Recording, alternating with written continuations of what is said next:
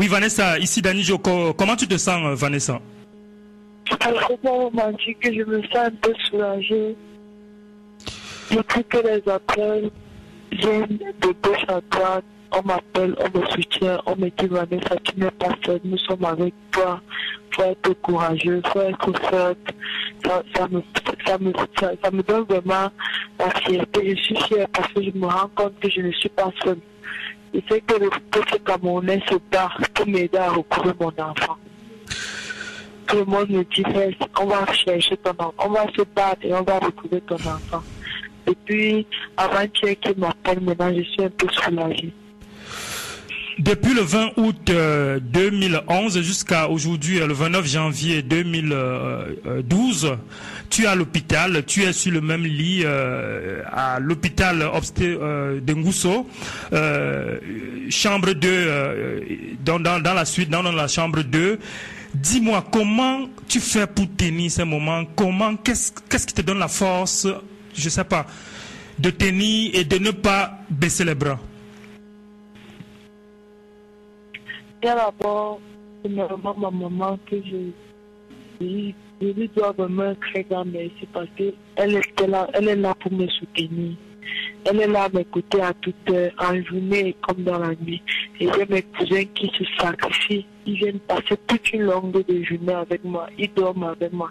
Ils essaient de me distraire un peu pour que je ne pense plus à ça. Mais je ne peux pas vous mentir que quand je suis un peu seule, j'ai vraiment l'envie de mourir parce que je n'arrive pas à supporter. Et pire encore, je suis dans une maternité. Quand je vois des mamans avec leur bébé, je ne peux pas vous mentir que je ne cesse de penser à la mienne. Ça me fait mal. Je me pose la question, je dis à Dieu, qu'est-ce que j'ai fait? Pourquoi moi? Pourquoi cela a pu m'arriver? Je suis dépassée quand je suis seule. Mais quand mes parents et mes frères sont là, ils essaient de me remonter, ils me donnent toujours espoir qu'on va retrouver l'enfant. Comment s'est passé justement, j'ai cru comprendre, comment s'est passé pendant que vous étiez en grossesse? Parce que 9 mois de grossesse, c'est long, c'est difficile. On le sait pour avoir vécu, on a eu des mamans, on a eu des sœurs, on sait ce que c'est qu'une grossesse, on a eu des femmes, on sait ce que c'est qu'une grossesse. C'est pas quelque chose de difficile, de facile, c'est très difficile. Comment vous l'avez vécu votre grossesse, Vanessa? Dans ma grossesse, bon, puisque j'ai d'abord conçu, j'étais à l'école. J'ai d'abord eu un peu peur. Je me posais la question, comment serait la réaction de mes camarades? Est-ce qu'ils ne vont pas se moquer de moi?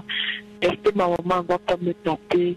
Mais quand ma maman a constaté ma grossesse, elle m'a plutôt pris en douceur. Elle a compris que c'est un accident, ça arrive. Elle a essayé de me remonter. Elle me disait, je ne dois pas réfléchir. Bon, mes copines, quand même, il y avait certains qui se moquaient de moi, mais quand j'avais mis dans mon cœur que si ma maman m'a accepté avec, je dois m'en ficher des autres. Et il y avait certaines de mes copines qui me soutenaient, me disaient, je ne suis pas la première ni la dernière. Donc, j'ai supporté ma grossesse et j'attendais bien mon enfant. J'étais fière d'avoir cet enfant.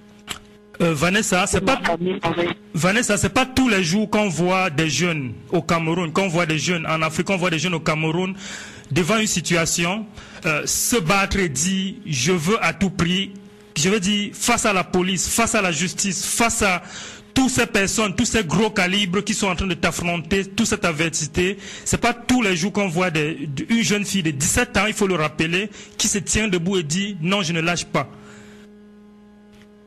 Où est-ce que tu puises ta force? Où est-ce que tu puises ta force? Et jusqu'où tu es prêt à partir?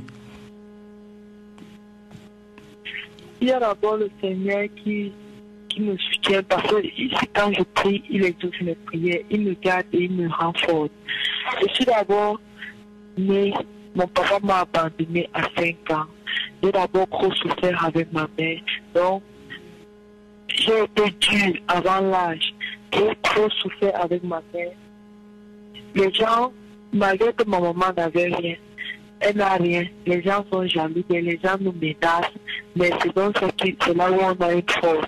Et on a notre maman qui nous soutient toujours. Elle dit toujours qu'il faut être fort dans la vie. Quand vous êtes fort, là, vous devez réussir. C'est ce qu'elle nous dit. Et ici à l'hôpital, je ne peux pas vous manquer, elle ne cesse de me dire ça. que ce n'est que moi, je dois me soutenir dès que faut qu'on cherche à trouver cet enfant, parce que si je lâche prise, on ne va pas retrouver cet enfant. Et je pense que avec le soutien de mes frères camerounais, ça me rend encore plus fort. Là maintenant, si je suis prête à arriver n'importe où. Vanessa Tchatchou, vous n'avez que 17 ans, vous êtes une jeune fille, c'est la première fois que vous êtes mère, vous avez touché à peine votre bébé, vous êtes dans le désarroi. Comment se comportent toutes les femmes que vous rencontrez depuis que vous avez ces problèmes? Je parle des infirmières, je parle des policiers, je parle des femmes qui travaillent à la justice, je parle de toutes ces personnes. Comment est-ce qu'elles se comportent? Est-ce qu'elles arrivent à te regarder en face? Comment est-ce qu'elles se comportent? C'est quoi la réaction de ces infirmières? C'est quoi la réaction de tous celles qui sont à l'hôpital et qui sont femmes comme toi? Il faut le rappeler. Premièrement, il y a une majeure ici. Je ne sais pas si elle voulait me tuer, mais je ne pense pas que cette femme-là a vraiment l'amour d'une mère. Parce que j'ai failli mourir ici à cause de cette femme.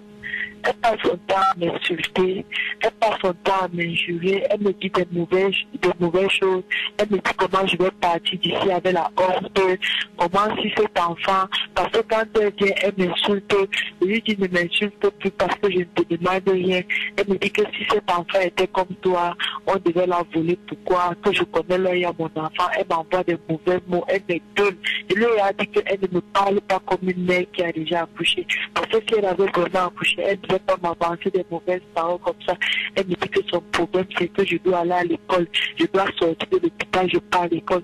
Tant que je ne pars pas à l'école, je ne serai pas son ami. Je lui dis que je ne peux pas aller à l'école parce que ma conscience n'est pas tranquille. Tant qu'on ne me dit pas où est-ce que mon enfant est parti, où est-ce qu'on ne me remet pas mon enfant, j'ai dit à ma mère, je ne peux rien faire.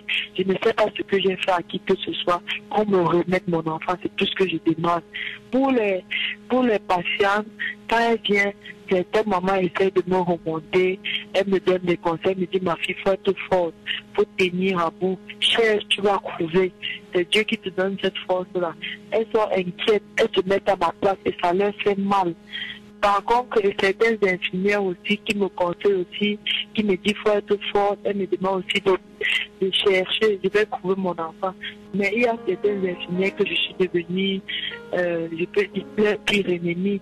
Quand je passe, elles crachent, elles m'appellent sorcière, elles me disent que je crois que je peux détruire l'hôpital gynéco, je ne peux pas.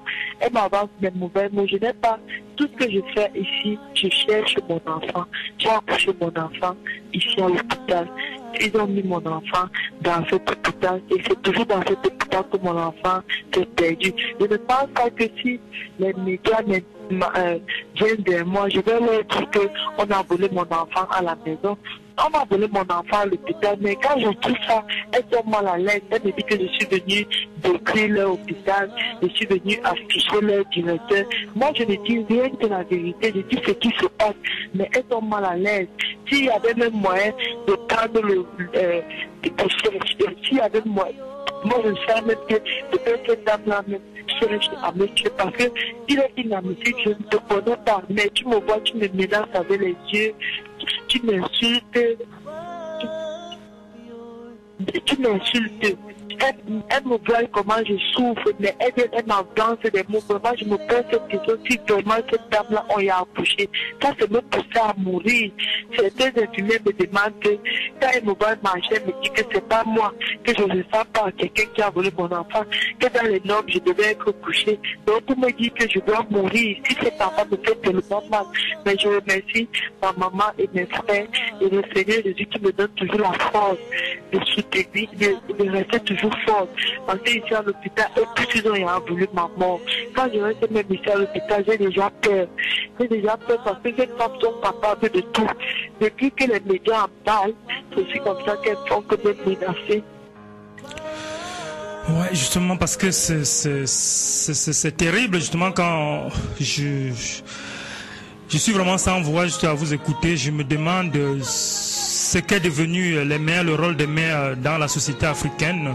Quand je me rends compte qu'il y a des femmes qui n'ont plus de cœur, qui ne savent pas c'est quoi, ça me fait mal. Vanessa, je voulais aussi, comme j'ai dit à la maman, te dire, nous à Cameroun Voice, la rédaction de Cameroun Voice tient à te rappeler ceci. Nous sommes de tout cœur avec toi. Nous allons continuer ce combat. Nous allons continuer à chercher l'information, à fouiller. Nous allons le faire jusqu'à ce que justice soit faite, parce que justice doit être faite, parce que nous serons tranquilles seulement quand on saura que les bébés, on sera dans une situation où on sait que tu peux accoucher ton bébé dans un hôpital et tu dors en paix parce que tu n'as pas peur qu'on va le voler. Vanessa, je vais te demander maintenant de donner je sais pas si tu as un message à délivrer à qui que ce soit. Qu'est-ce que je peux dire? Je suis dépassée par ce qui m'arrive. Mais je sais, tout le monde m'appelle de gauche à droite, à l'étranger comme monsieur le pays. Vanessa, tout ce qu'on fait, nous sommes en train de combattre pour retrouver ton enfant. Ce qui fait en sorte que, bon, depuis quand on m'appelle, j'ai un peu cette fierté en moi. J'ai beaucoup d'espoir. J'attends qu'on va retrouver mon enfant. Et je remercie tout le monde entier qui est avec moi, qui est en train de me soutenir. Je vois maintenant que je n'ai pas mal fait en restant à l'hôpital pour réclamer mon enfant. Donc, comme ils sont en train de me soutenir, ça me plaît, ça me donne la force. Je suis vraiment content. Que Dieu leur garde, leur bénisse, leur donne la force de toujours me soutenir comme ça, de ne pas m'abandonner, d'arriver jusqu'au bout. Parce que je vois maintenant que tout le monde entier c'est ma famille.